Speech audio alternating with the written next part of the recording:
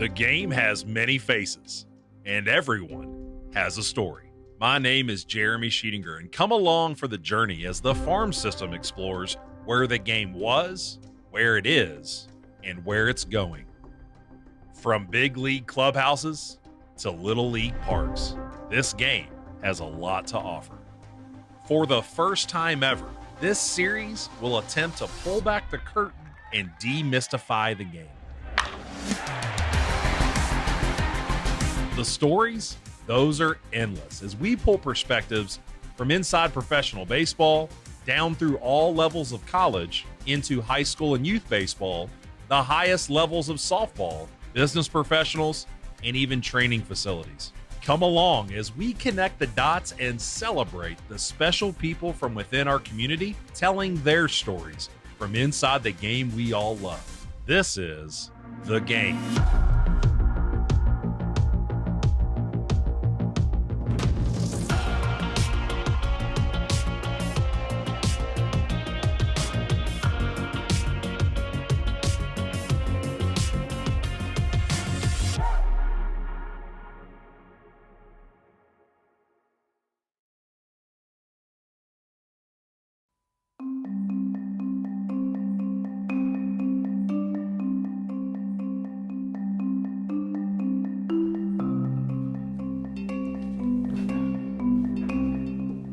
Everybody has a story.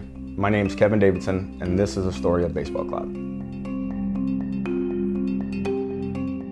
I was 4 years old and started playing baseball, and I talked my mom into let me go try out, and I tried out, made a t-ball team. From there, I guess the rest is history, man.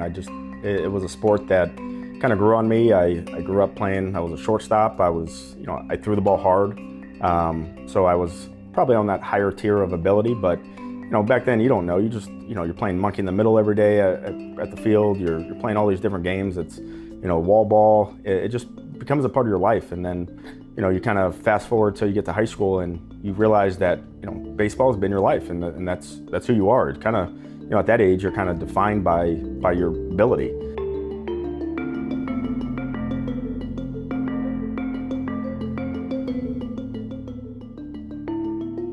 Everyone has a story. I'm Bobby Tewksbury, and this is the story of Pelotero.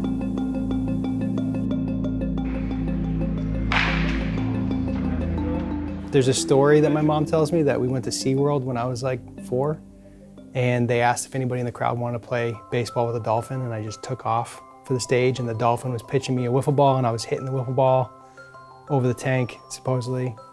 I don't know if that's true, but baseball was always a huge part of my life.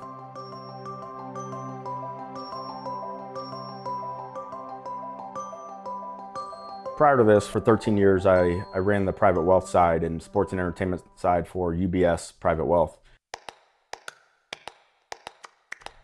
Essentially what that means is I just represented the financial management of about 35 big leaguers. So I was very involved in the game, at the highest level. At the major league level, these players that I represented, their contracts were starting to get affected, and you heard a lot of talks about the opportunity or the negativity surrounding their data. And that data was this new revolution of what I like to call the Moneyball revolution. It's the next chapter in that, which is these cameras and systems that are capturing data that teams were using to kind of create value for players. One of the guys that I witnessed and kind of got the opportunity to be in the middle of was Jose Bautista. Here he was a superstar guy that was, showed some form of decline in his performance, but at the end of the day, he's still Jose Bautista. And you heard all this talk about his exit velocity declining and his bat speed slowing down, and I'm watching Jose on a regular basis, and he still seems to be doing pretty well. And then that's when I picked up the phone, and my very first phone call was to a guy named Wes Johnson. And I just asked him if he'd give me some time and explain to me some of this data stuff. And that's when he just started going through all these Excel documents and these files. And this was he was at the very forefront of like data analytics departments, grad assistants. And this was 5, 6, 7 years ago, 6 years ago. And he was telling me how they go through this information and they have to manually input this and then manually input that. And there's all these different companies out there that do this. And that just seeing the data, I didn't realize that there's an actual difference between data and software. So when he was showing me this raw file, I was asking him to show me the dots and the graphs and the charts and the heat maps and stuff, and he said that was just the software that you needed to take this data and produce that. And from there, I just kind of set out on this journey to start learning how major league teams were doing that. Surely they couldn't be spending 40, 50, 60, 70 hours a week to do that with all the data that they had. And come to find out, they all just built a system. And that data just pipes in and goes to their system. However, that opportunity wasn't available to the broader market.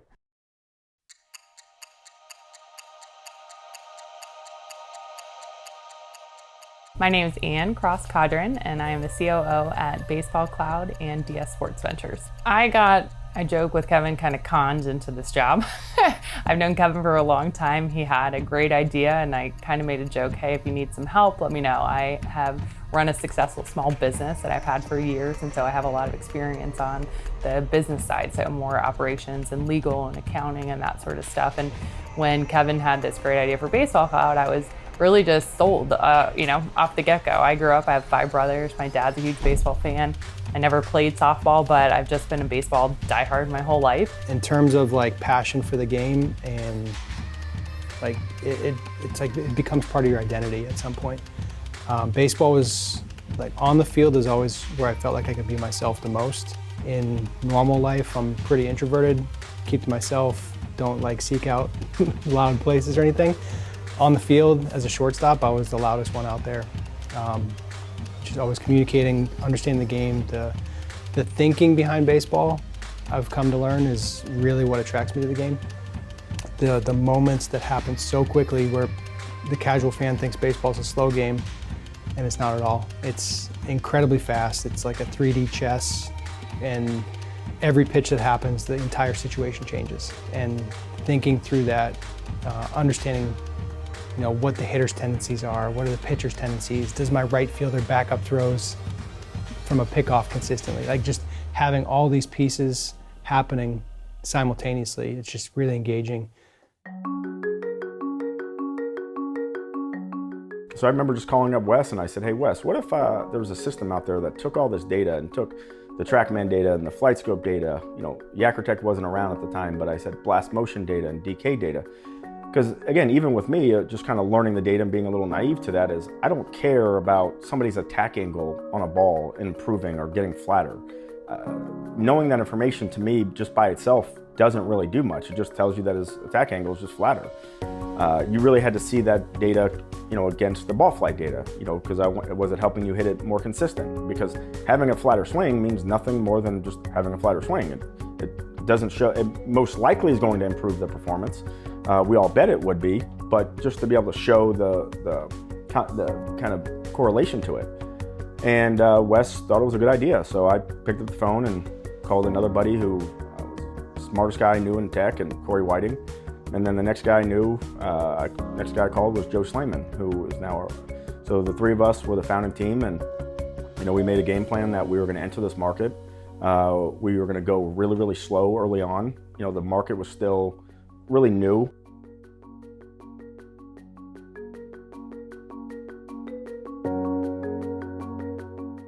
Then you don't. You soon well or you won't. It's not cause. And if you don't, then you don't.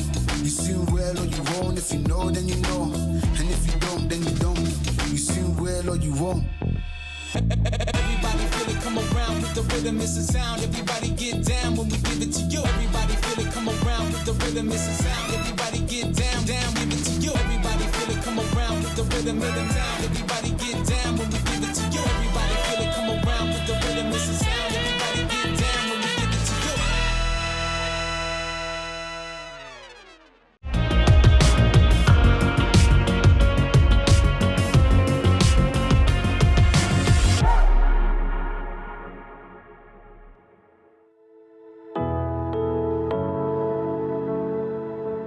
I got into the private coaching, private facility scene in like 2009, I think. At the time, the world of hitting was very different than what it is now.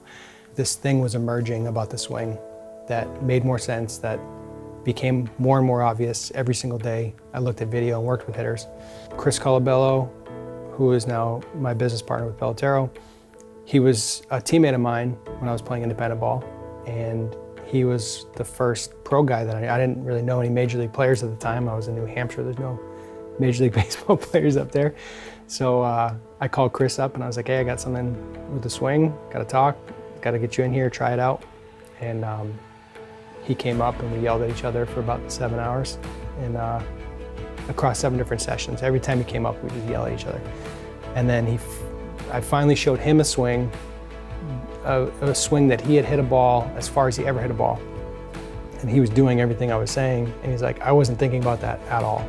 It just kind of happened. But it triggered him enough to say, all right, I need to look into this. I need to open up a little bit. If him and I had not had a relationship going into it, it never would have happened. He would have come up for a session and like, this guy's out of his mind. But that's the type of player he'd been playing independent ball for 6 years. He was still trying to pursue his dream of being a major league player. So his scenario in his life and my scenario of my life, where we're both still trying to achieve something really great, but he was open enough to say, all right, I've been playing independent ball for 6 years. I hit 300 every year, like something's got to give.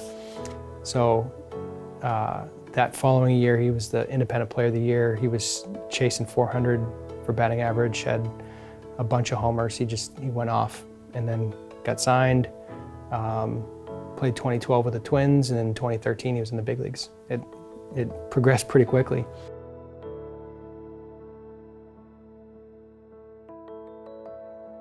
Who you surround yourself with and who you assemble on your team, and I like to call them foxhole guys. I learned that from Davey. Who do I want to be in my foxhole to help me navigate this, to relieve some of the pressure off of me?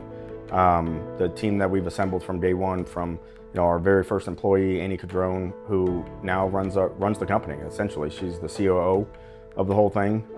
We have Brooks Robinson, who was the first employee that we hired that was going to be more customer facing.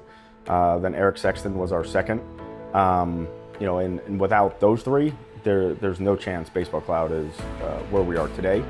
The more often you can minimize having to get on the ground floor, the more time you're going to have available to run the business and make the decisions. But in order to do that, you need to surround yourself with a team.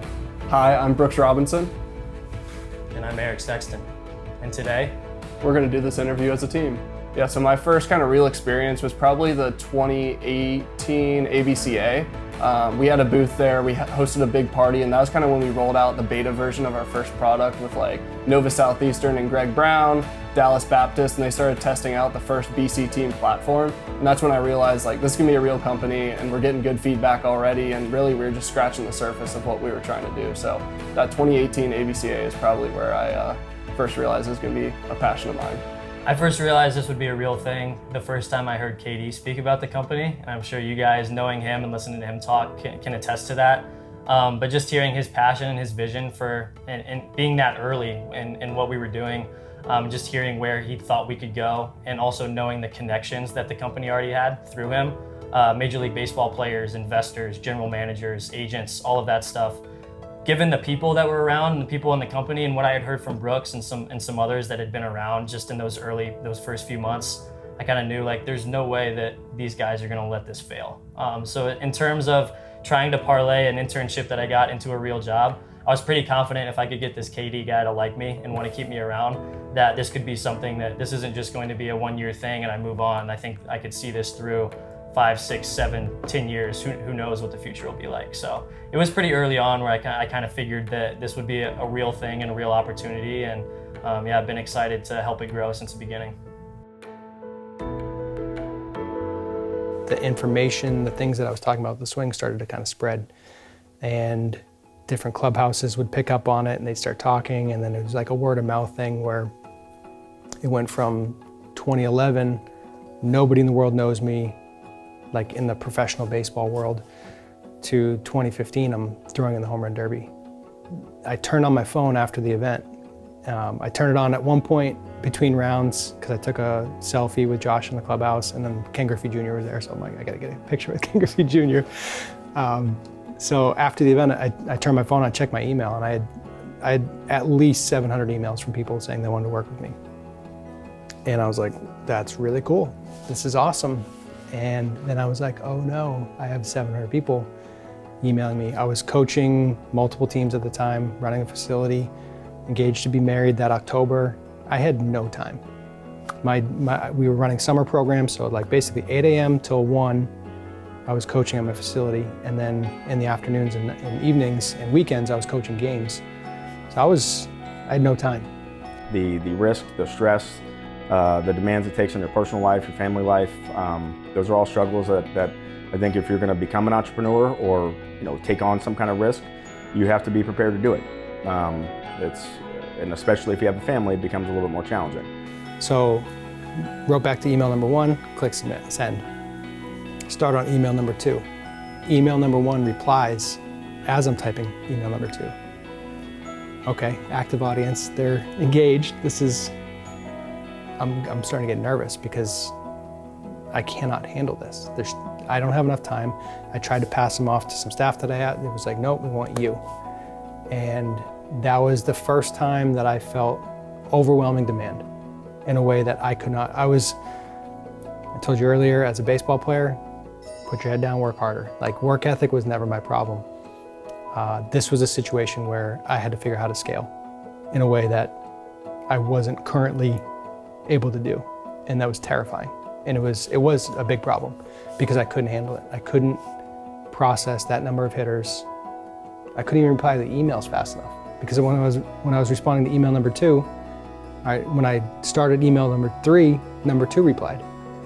So I'm like, I'm trying to sit down and bang out 700 emails, and it becomes 702, 703, 704 right away. There was no way to get on top of it. And that was just a huge kind of like mindset shift. I either had to not scale, keep it tight, keep it small, focus on that, or I had the choice to try to scale. And that's kind of where my brain went. There's one story that came to mind. It's just at our old facility, probably 6-7 months in. I was there painting the walls on a scissor lift till 4 in the morning, just because I wanted it to look somewhat credible for this major league organization coming in. In reality, looking back, all I was doing was putting lipstick on a pig. I mean, it wasn't a professional environment. It was a warehouse. Yeah, so the company started out with Kevin and Corey and Joe, obviously in their idea. I came into desk full of sticky notes and papers and kind of a mess, and so helped to clean it up a little bit. And since then, we've really just grown person by person. Baseball is a very small world. It's nuts. Like me, never playing, I feel like I know so many people in baseball already. And so meeting just the right people at the right time, there's been so many relationships that have really fueled our growth as far as staff. And then another huge thing is the internship programs that we started. We have had so much luck and such great success with some amazing kids out of college.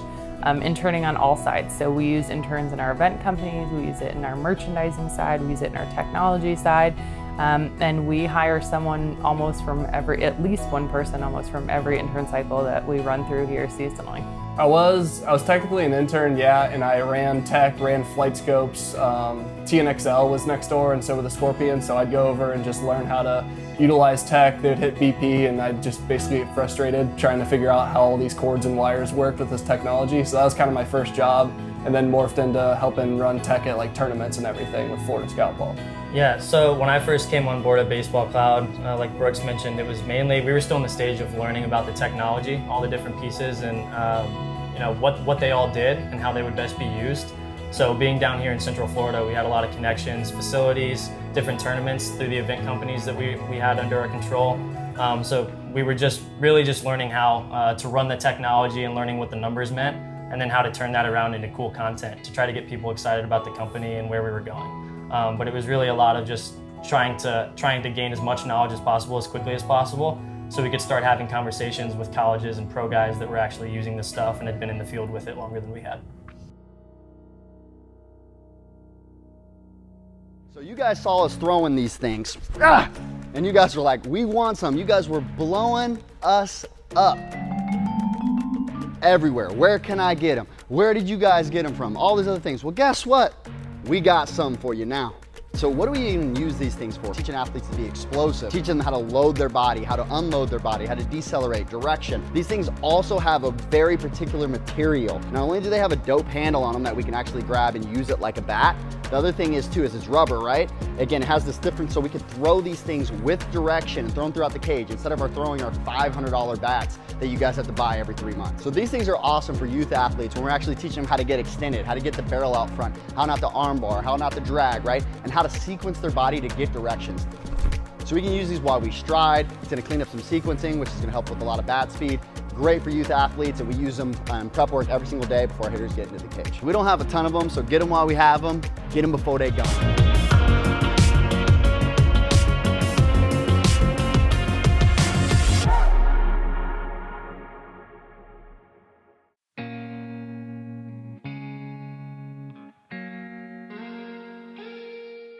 So after I have this email moment where I'm just completely overwhelmed, got to figure out what I'm doing with my life. This is a problem I have to deal with. Trying to find different solutions. So building out systems, reading books, looking into different business methods.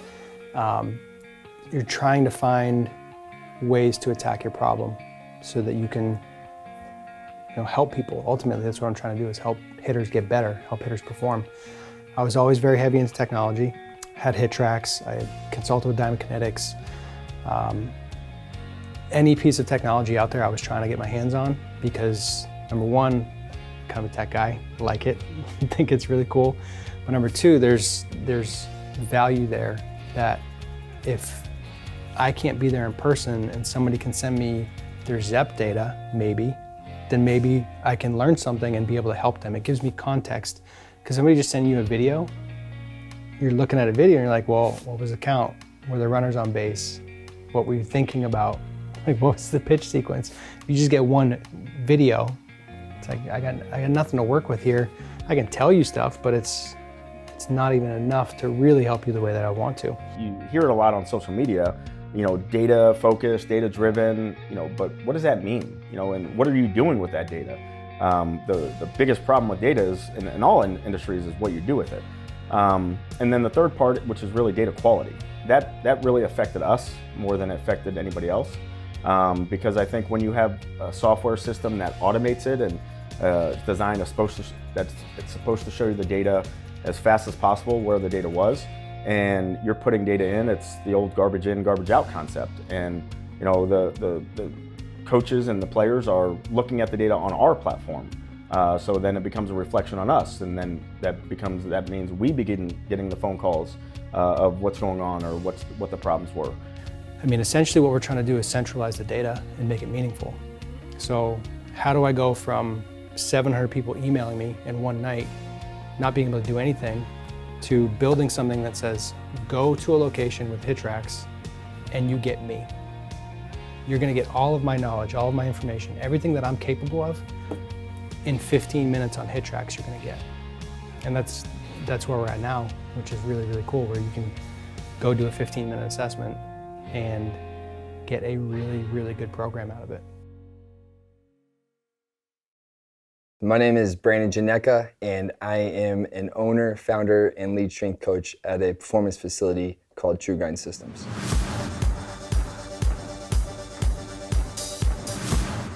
Pelotero presented an idea about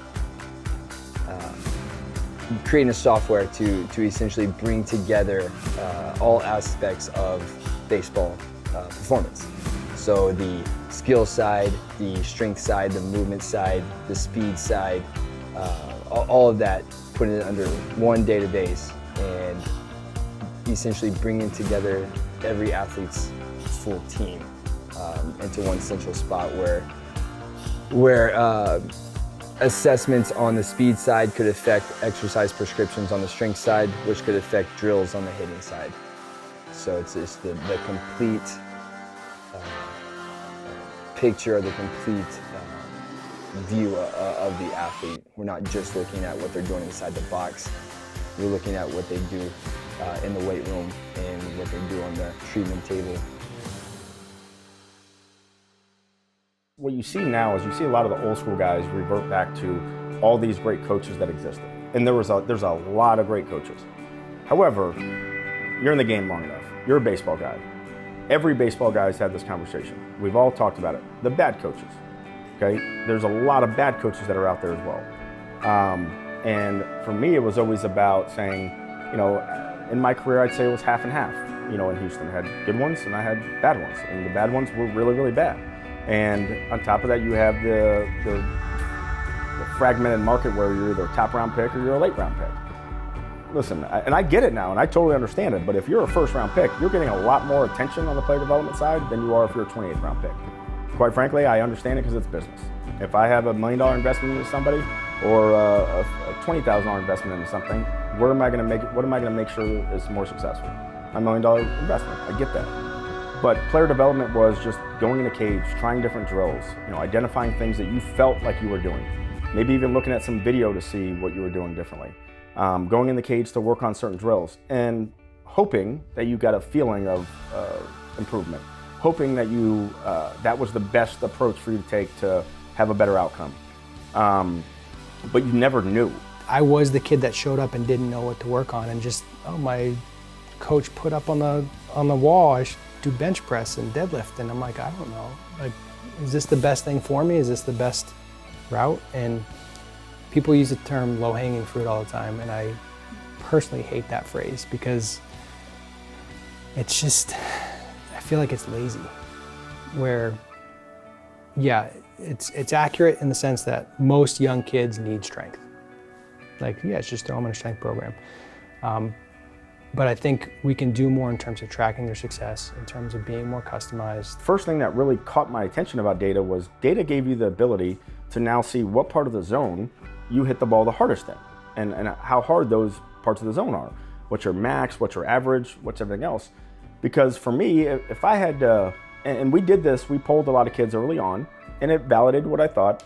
But if you polled me and asked me what part of the zone I hit the ball the hardest in, chances are I would have been wrong across the board.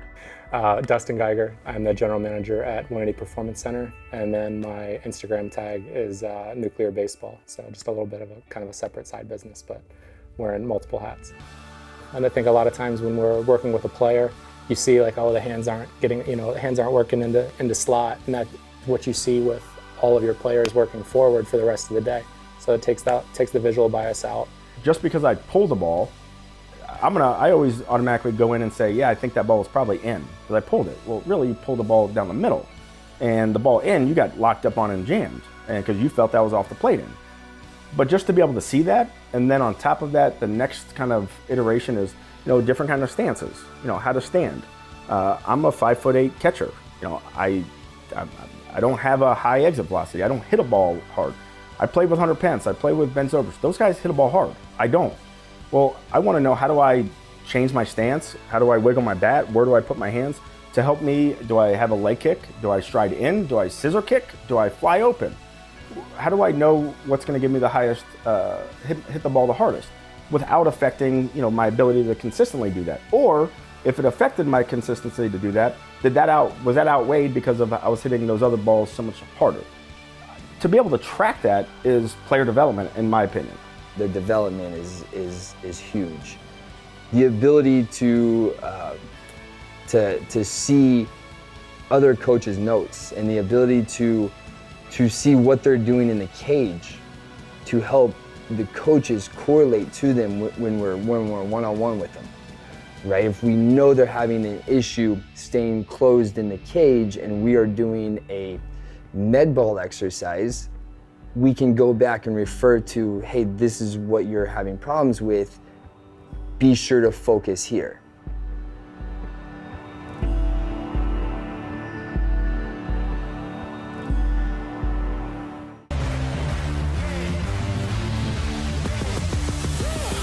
We're gonna take on the world. Standing tall, we gotta make it our own. No waiting around. Winners would never look down. No one can stop us, we got it. The future is right in our hands. Give it 100%. We gonna take on the world. Yeah, we gotta move. Speaking the truth. Yeah, paying our dues. We making the news. Yeah, we hitting the roof.